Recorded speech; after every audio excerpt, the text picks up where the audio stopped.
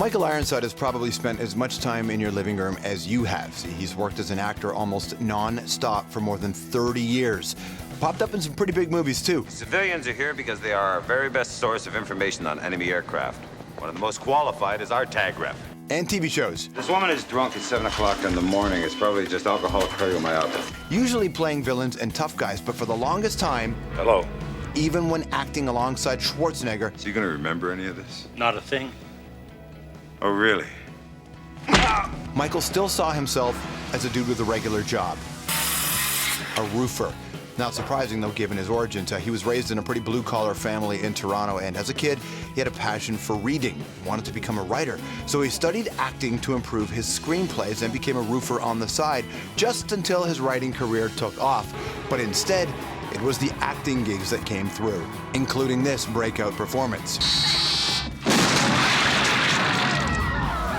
Scanners, 81, Cronenberg. That film helped put Michael on the map. Though when you've done upwards of 140 movies, odds are they're not all going to be great.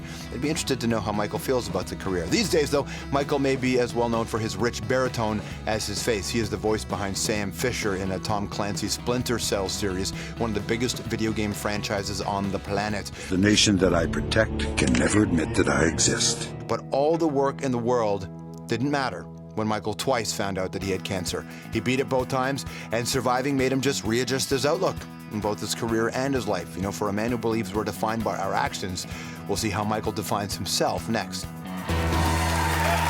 Everybody, please welcome Michael Ironside. Nice to see you.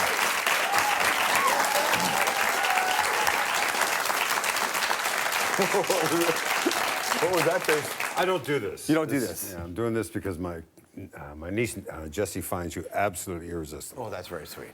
It's the truth. Well, thank you for coming. Thank you, Jesse. We appreciate She's that. about 5'10" and a half, and she gets what she wants. So. Well, in this case, I'm very happy about that.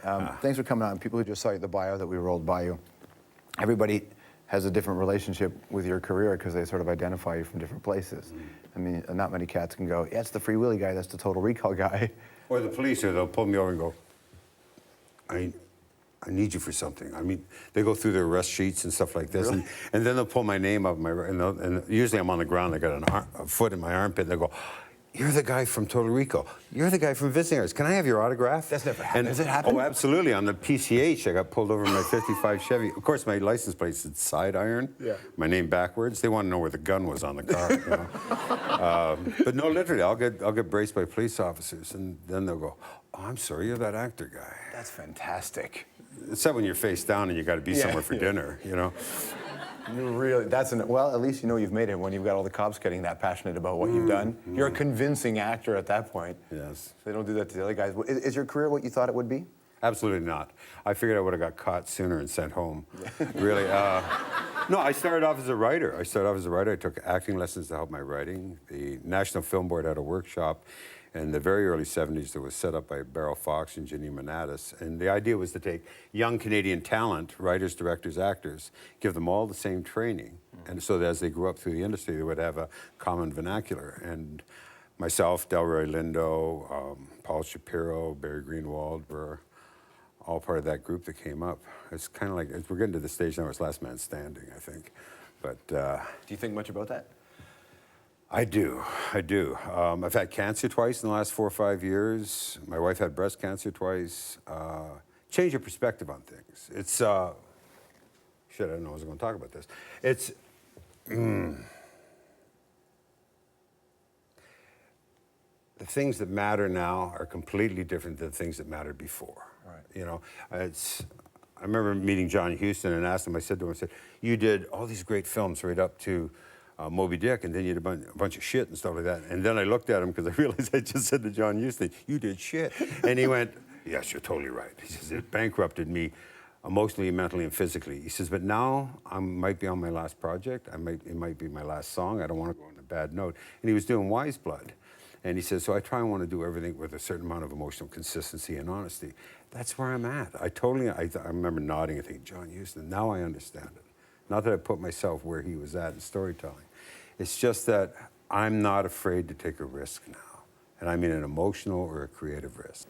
Was that a line I heard you say, or I read you said it, that you treat violence as an illness? Absolutely. Violence is a product of illness. We're all born out of a place of love. We all come out of this incredible place of love and nurturing and stuff, and then it gets bent, you know? And we all try and get back to that love. You know, we mentioned in the hallway there, you know, anger, fear, violence, they're all an attempt actually to get back to a place of stability. They're actually, is this kind of fruit and nuts? Is this too much? That was good, man. Yeah. No, because, and that's the way I talking just about the role, right? Yeah, well, that's what I do with characters. I'll take a look at something, I'll see if it's organically correct. You know, most writers will sit down because they're lonely people, they're isolated, they sit by themselves, it's antisocial, and they'll write things based on an objectification on what the result is. So they do things like, I ain't gonna kill you, I love you. When in reality, if you take, like the Japanese way of doing things, you take everything and reverse it, it's actually, I'm gonna kill you, I love you. You know, because the real conflict is over a love emotion. If you're gonna kill somebody, it's already premeditated. Right. How you doing? You know, that sort of thing. It's like that kiss, you know what the I mean? Fredo kiss, right? Right. Yeah. Absolutely, it's done. So I tried to find an organic base for each character. Did you like? I mean, your old man was a hardworking man. Your mother was, you know, worked at home raising you guys. So, and you grew up not that far from this building, just down the Maple road. Green, yeah. Did you learn this from them? What I learned from my parents was reading. I remember I had a tutor when I was very young, and I wrote a play, and she entered in a Canada White contest, and I won first prize at a university level, and they thought I was a university student. I was 13. And it caused some stir. She was trying to stir things up, that money shouldn't go into kids in university. It should go at a grassroots level, you know, especially in working class neighborhoods. I came home, I had a full-time job and that, and all these suits were in the kitchen with their hats on, you know.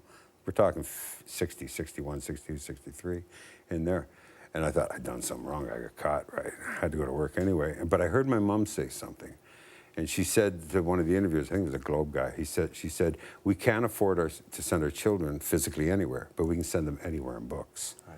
And in our house, I'm the oldest of 5. My mother, my father, my grandfather, assortment of dogs, cats, birds, and the house was 12.5 feet wide. It was industrial row housing, you know, right next to Palmolive, Colgate Palmolive. So that's the creative environment I grew up in. You know, the neighbors used to say if you passed gas in the kitchen, you could smell it in the front bedroom, and that's the absolute truth. There was no sense of privacy there. You had to be able to express yourself. You had to be able to fight for your turf verbally, emotionally, right, and not physically. So when that guy, you know, you had a bunch of roles here in Canada, you know, and then early 80s, you're down in Los Angeles. Mm-hmm. Was that adjustment huge? Like, I always knew I was never going to be some major star. My job's to just work. How did you know that, though? Do guys, because people, you don't hear... self-esteem, basically. Is that what it is? I think so. Yeah, because people don't normally say, I'm going down to Hollywood to become the best character actor ever. No, it's not a character actor. I don't think of that in that terms. My idea was to survive. My idea was to keep working until somebody sends me home. And has your self-esteem improved over the years? Absolutely. I kind of know how long my arm is now. How long did it take you to figure that out? Do you remember, were you on a certain particular movie that we might know? It was on Total Recall. If you remember in Total Recall, my character gets his arms cut off in that elevator, and the rig was, we were shooting on second, and you had to go up, get into it, and put your hands behind your back like that, and it's all tied to an actual moving rig, huge 4-story rig in Mexico City. And the second unit director was Vic Armstrong, and as I was going up, I've had both my knees replaced. They're both titanium. I ruined them playing football and roofing in the east end of Toronto. And as I was going up, they hadn't been replaced yet, and one of them gave way a bit. And I was going up, and after the shot was over, I came down, and Vic said, what was that look on your face? And I said, I can't roof anymore. I was so blown away by this. He said, what are you talking about? I said, I can't roof anymore. I can't work on ladders. And he was sitting there looking at me like I was having a nervous breakdown or something. He said, sit down. He says, you've done 80-some-odd films. You're co-starring with Arnold Schwarzenegger in a blah, blah, blah costing film, and you're telling me you can't roof anymore? He says, Michael, you got to look at stuff, you know? You got to look at yourself. And it really, and I trusted Vic, and I do to this day. He's a good friend. And I really looked at him and I thought, I'm out of my mind. When you got your second cancer diagnosis, did you think that was it? First one happened really quick. I had thyroid cancer. It was in and out really quick. The second one, the long story short is they did the operation. They took 6 months to find out if I was cancer-free. My wife and I were out on a date. The doctor called me. He said, we got all the lab tests back. You're cancer-free. You're a survivor for the second time. Congratulations and stuff. I pulled the car over. I got a little emotional. And because of the prostate and the thyroid, I'd put on about 80 pounds, and I'm still losing it now. And I looked at my wife and I went, I'm going to live. How do I lose weight? I went right back to a visceral reality of myself. You know, I'm going to live, but I'm fat.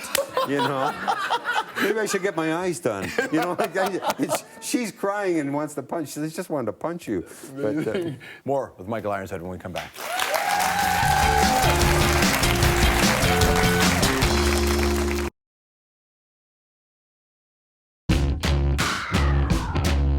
Whale's still not performing. We're getting deeper into this. And Ray keeps saying we have to expand that tank. Very nice.